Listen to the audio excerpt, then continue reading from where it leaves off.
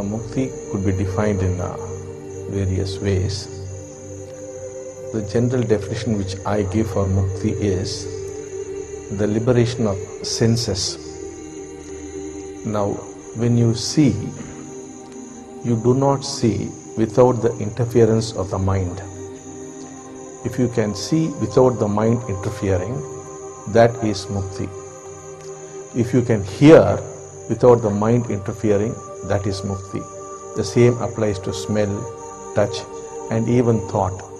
Thought also can be observed without your getting involved with the thought. Now what's happening is, when you are thinking, you think you are thinking. But it is actually possible to see thoughts flow as though they are independent of you. This is a physical reality. Actually, you can see thoughts. Any kind of thought would be coming into you and would be going out of you, and you can watch them. So, this is the state of Mukthi. That is the complete liberation of the senses from the control of the mind. It's only such a being who is actually living. Wherever the mind is in control, you are not living. When the mind is not there, then you are actually living. That's why when people ask me, what is the purpose of life? My answer is, if you are living, you won't ask the question. The purpose of life is to live. What does that mean? To live the life of the senses. The senses must be independent and free of the mind. Now what's happening is, you are not at all experiencing reality. Reality to you is what is flowing through the senses. Now all the time you are interpreting whatever data is coming into you. You look at a tree and you say it's a big tree, small tree, green tree, mango tree, this, that. All the time comments are going on. When you sit down to eat food, you're not eating food. You start worrying about your office or your family or this or that, or comment on the food itself. The food is not being experienced. That's why I've said in the Mahavakyas, if you experience reality as it is, then you will just experience bliss.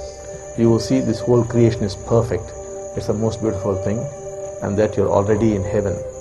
You have made it into a hell. It is possible to liberate these senses from the clutches of thought. So thought is necessary when required. Otherwise, why should thought interfere? There's no need for thought to come and interfere with your actual experience. Now, when the senses become free of the control of thought or the mind, then we say you have discovered unconditional joy, the unconditional love. Such is this joy that you will feel that you are connected with everybody. So you discover true love. So this true love and this true joy are not separate things. They're all one and the same. And this is a natural occurrence.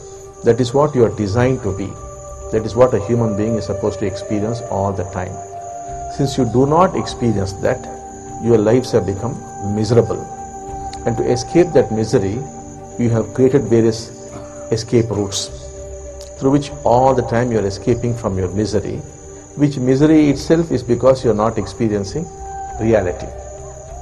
So that is why people take to alcohol or to drugs or sex or whatever that is, because otherwise what is there in your life, it becomes meaningless.